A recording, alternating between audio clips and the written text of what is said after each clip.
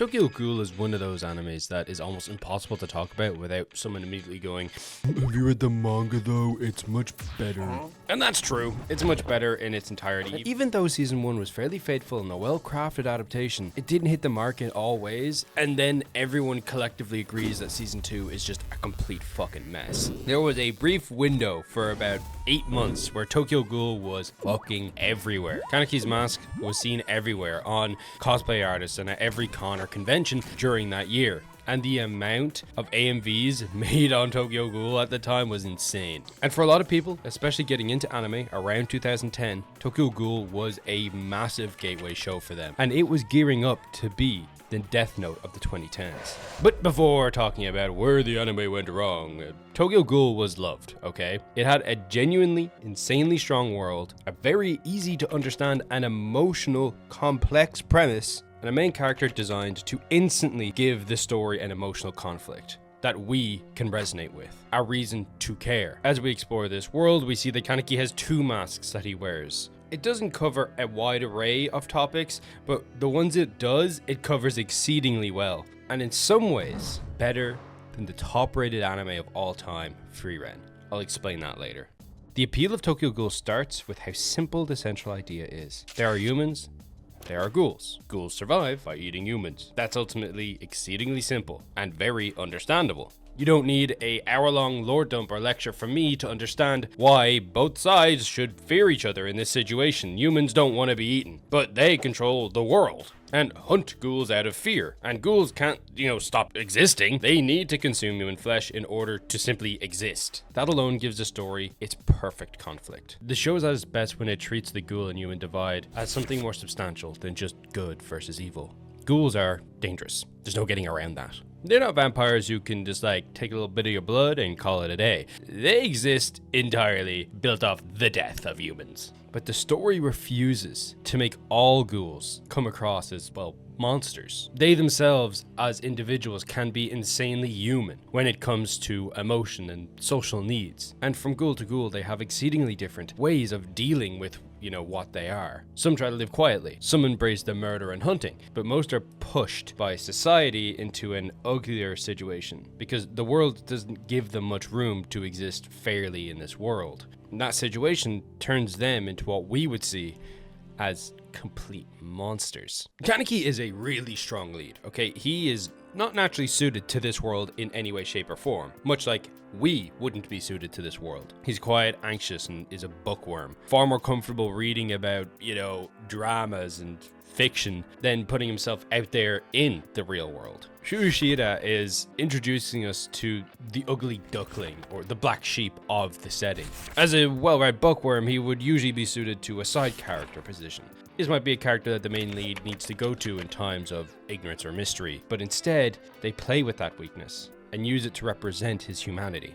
Within the first chapter or episode of Tokyo Ghoul, we meet Rize. She is a ghoul known as the Binge Eater, who overhunts humans for pleasure. She targets Kaneki, and when she finds a time to strike, she's killed in a mysterious accident during the attack. However, Kaneki is gravely wounded. In order to save his life, a doctor transplants Rize's ghoul organs into Kaneki, creating our story's first ghoul-human hybrid. And this is great because Kaneki is used as a tool to explore the human world and the ghoul world. He understands human life because he grew up, as a human, but he's forced to see the ghoul side of every situation from here on out. And as we move further through the story, this gives him a constant identity problem, but it also makes him as a really useful lens for the audience. He is our narrative vehicle because he keeps exposing how messy both sides actually are to someone who can see both sides. And the only reason this works narratively is because Kaneki, he isn't a ghoul. At least not originally. He used to be human, just like you and me. But this ghoul transition doesn't change the fact that he remembers what food tastes like. Even though it's disgusting to him now and he can't even hold it in his mouth, he knows what that used to taste like. He knows what he's missing.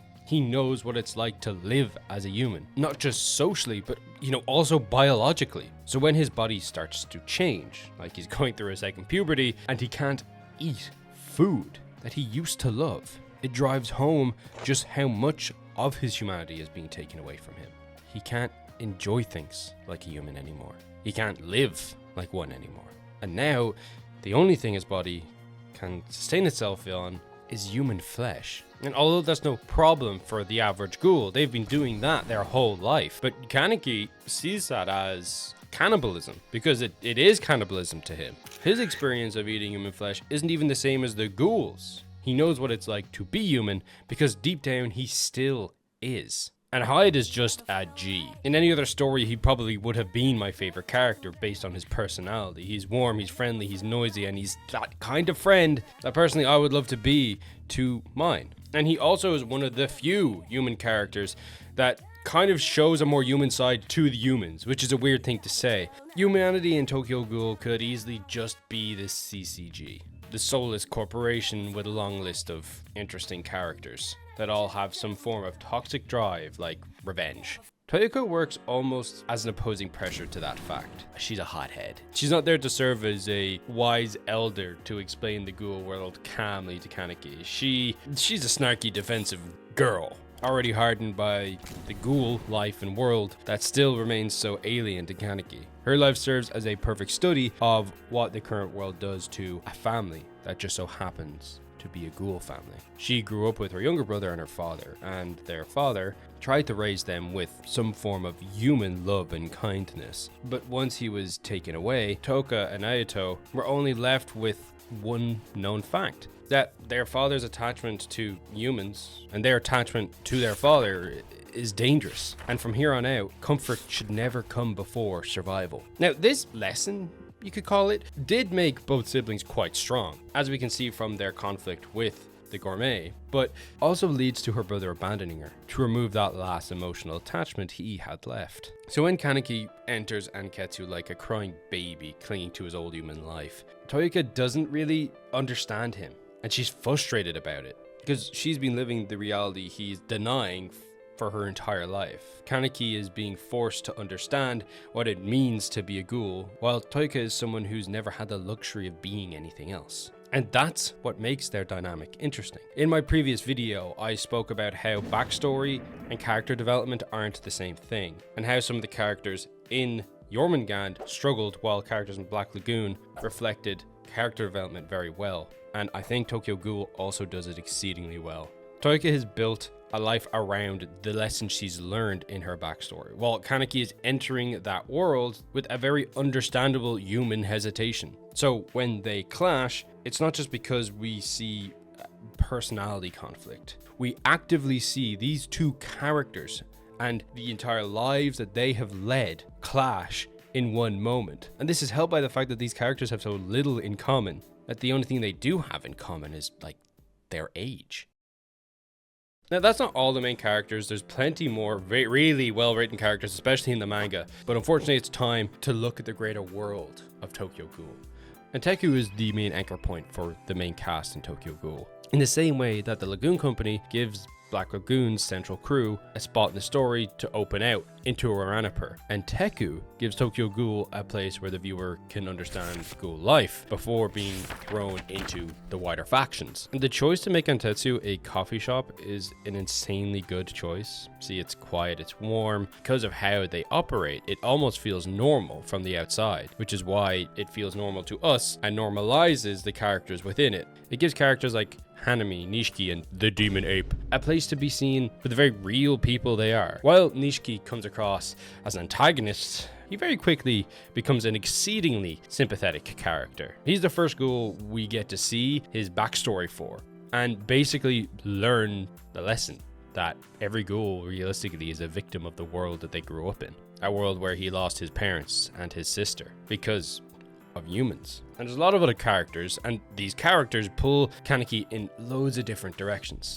But Antetsu pulls him forward into a community. Even though there's man-eating ghouls operating this cafe, they still have a far more positive impact than the pull of the CCG. They actively operate with fear and control as their main priorities. That's another dynamic that makes Tokyo Ghoul pretty cool before the plot even starts kicking off. And Mr. Yoshimura is at the center of that. He is the story's entire emotional weight. He believes that taking any human life is fundamentally evil. That's insane coming from a human-consuming ghoul. And although this is a big wholesome take, he doesn't pretend that the world is kinder than it, is. He doesn't have his head in the clouds, ignores every problem. That's what makes him probably the most important character in the early setup of the show. Not only does he create a space for ghouls to live a relatively normal life, he also gives them dignity, because we all know that not every ghoul has that. Aogiri Tree is the opposite of everything I just was yapping about. They don't want to live in shadowy corners just out of eyesight of any human. They take over territory. They're gangsters. They gather all the dangerous ghouls together and actively plan attacks on investigators directly. They make themselves impossible to ignore. They're angry and violent. And who can blame them? The world they live in, the world where humans hunt them, dissect them, turn them into weapons to kill their own families, while also demonizing them and treating them like monsters? It suddenly becomes exceedingly understandable when they decide the only answer is to become the monsters the human fear them for. But even within Aogiri Tree, we see characters that discuss their own kind. Characters like Yamori. I don't want to spoil the main plot of the first season in this video, but if you've watched it or read it, you know that this guy is fucked up. Unlike every other ghoul we've really got to know, this guy actively just wants to hurt people because it brings him joy. Almost every other ghoul we've met actually has a reason for the way they are, and that's something I was gonna bring up.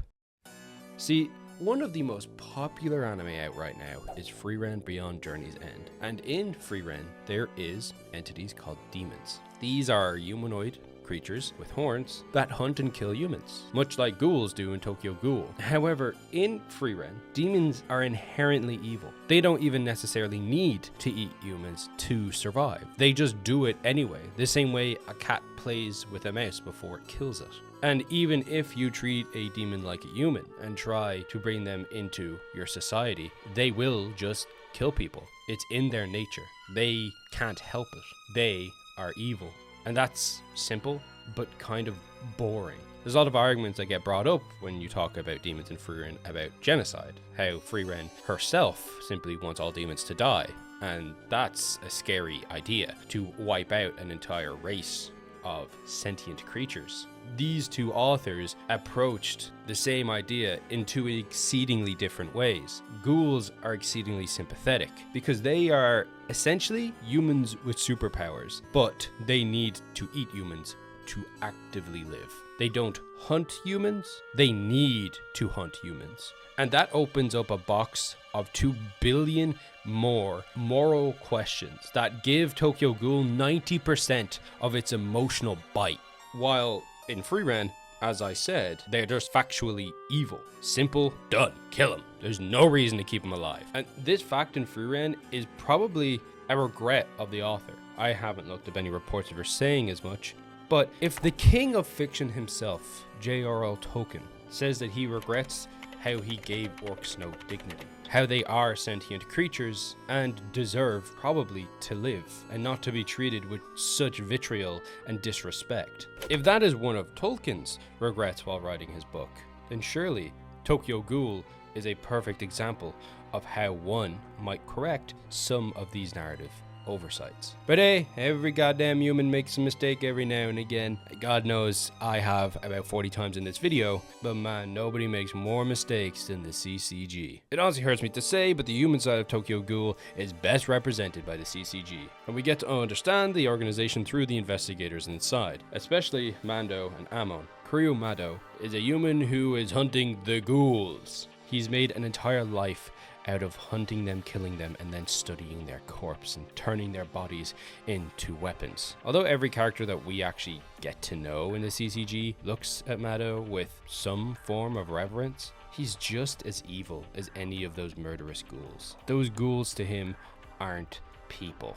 They're materials or trophies, and when he's done with them, tools for his next hunt. However, Amon shows a more sincere side to the organization. He truly believes in justice, and from his point of view, he is protecting innocent people from predators, which is factually true. And honestly, ghouls do kill humans. Families do get destroyed. Amon is the traditional protagonist, genuinely justified in almost every action he takes. Unlike our actual lead, Kaneki. And for this reason, our author keeps pinning them up against one another. Every time Amon faces Kaneki, it's a test to see if Kaneki can remain human.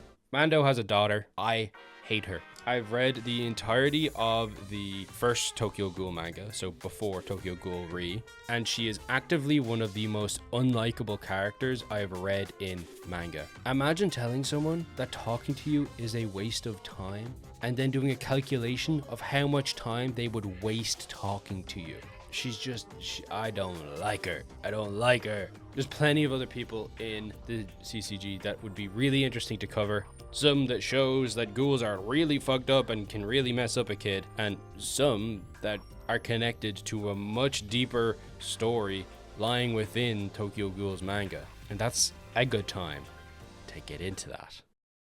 The first season of Tokyo Ghoul was not bad anime, by any means. I don't want to pretend that in any capacity. If anything, season 1 is a reason why a lot of people found the manga in the first place. Like, it had good, voice acting, it had a good atmosphere, and holy crap, the OST unbelievably banged. And they were able to capture a fraction of the struggle scene in the manga. Something that Tokyo Ghoul stands so strong with is showing characters' breaking points and actually making you feel through its writing and art. Like, it genuinely does hit. The manga, however, has way more room to breathe. While the anime has to compress 11 episodes into a single season for some reason, it loses a good few scenes and elements from certain scenes. It loses context. The characters come across far more thinner narratively than they do in the manga. I don't think that the Tokyo Ghoul anime, even season 1, gives you the proper form or shape of the story at large. A large part of this, surprisingly, is down to censorship. Gore is such a part of Tokyo Ghoul's appeal. More so than people like to admit. It's not like the gore you see in a cheap horror movie. It's not that corny sort of gore, blood for the sake of blood, skulls for the skull throne. While cheaper, violent stories use the gore, simply shock factor. It's integral to Tokyo Ghoul's main premise. It's not just an edgy look for the show to have. Sure, it has that effect, but that's not why it's there. It emphasizes how dangerous ghouls can be, and subsequently is often used to reflect how a certain character is psychologically doing at a certain point. It's integral and necessary to the story, and that's why the censorship in the anime bothers me so much. One of the smaller examples of this is at the gourmet restaurant scene. An anime-only viewer wouldn't have realized that anything was missing from this scene, because Kaneki still ends up trapped in the same situation. But in the manga, he's not alone in that pit. There are 2 other humans there with him, and they completely change the context and meaning of the scene. One of them is ignorant of everything that's going on around him, and treats the whole thing like some form of practical joke, a bizarre prank, only to die, never understanding the danger he was in. But then you have the other human, which is even more important. She is terrified, and much like Kaneki, was manipulated into participating in the ghoul restaurant. On paper, she should be someone that Kaneki wants to protect, using his ghoul powers. And he does try to protect her. He puts himself between her and the big monster that's trying to kill them, because at that point of his story, he still instinctively sees other humans as something worth saving. However, she's not as noble as Kaneki, nor is she grateful. She's not even remotely human in the moral sense. She tries to use Kaneki to save herself. She pushes him into danger just to buy herself a few more seconds of life. It doesn't work out for her, but that's not really the point. The point of the scene is to show something important about Tokyo Ghoul's world. Ghouls are not the only monsters here. Humans, when terrified enough, can become, if not more, selfish and violent and inhuman than the things hunting them. It is a tiny example, I know. It's one of many in the anime that lessen the blow of certain scenes. I'd like you to put your favorite example of this censorship or removal in the description below. Keep in mind, we're only talking about season 1 here, because obviously season 2 is an absolute shit show. What made the divide much worse is Route A. Season 1 was rushed, and as we said before, it was heavily censored. But Route A has a way bigger problem. It changes the main character's entire philosophy and path, and doesn't care to explain why. At the end of season 1, the first change was made. and that was Kaneki joining Aogiri Tree. On paper, it's not a terrible idea. Kaneki joining an enemy to protect the people he cares about is a relatively interesting way to go. The thing is, the anime never really justifies that choice at all. Doesn't explain why it's a good choice and how it actually protects people around him. Like, why would Kaneki join the group that actively tortured him? What does he actually believe or want to achieve from within Aogiri? The show implies he has a good reason and knows what he's doing, but it doesn't communicate that to the audience with any nuance or dramatization. They state it as a fact and expect you to swallow it. See, Kaneki is the emotional center of the story. It was stated that so many times, even in the anime, that he's the one who stands between the two worlds and can be a branch between a possible piece, or, that was an implied direction that they could take his character. But no, they saw the AMVs, they knew that people wanted Kaneki looking broken and a silent, epic, cool Redditor guy. So the choices were made to change his path. Change is not automatically a bad thing. There are plenty of examples of anime being capable of bringing an unfinished manga to a satisfying ending. But this isn't an ending, it's the beginning of the story. It's like rewriting a novel you've only read the first chapter of. And even if you could excuse that and remove Kaneki's original direction, you need to replace it with something just as strong. Route A does not. And that's what makes Tokyo Ghoul so frustrating, because this anime was never worthless, made by people who didn't care. There are real issues here, as we discussed at length in this video, but even with all those issues, you can still feel the talent behind it. Shinhei Mora directed the anime, Yutaka Minata composed the music. And honestly, the OST is one of the main reasons the show still has so much atmosphere. And then there's Unravel by TK, an opening so iconic it basically became the emotional shorthand for the entire series. I say this all to emphasize the fact the issue was not that Tokyo Ghoul had nothing going for it. It clearly did. The work that landed really did land. The sad part is that those strengths were attached to an adaptation that never fully protected what made the manga special. It had moments of pure greatness, but not enough room to build the foundation properly. It had horror, but kept covering it up. It had a bold idea with Route A, but not enough clarity to make that route feel earned. That's why the legacy feels so strange. Tokyo Ghoul is a story about being trapped between two worlds. The anime ended up being trapped between two versions of itself. A version too changed for manga readers to fully enjoy, but not changed enough to stand proudly on its own 2 feet. Tokyo Ghoul deserved better, but even broken as it is, it left its mark on me.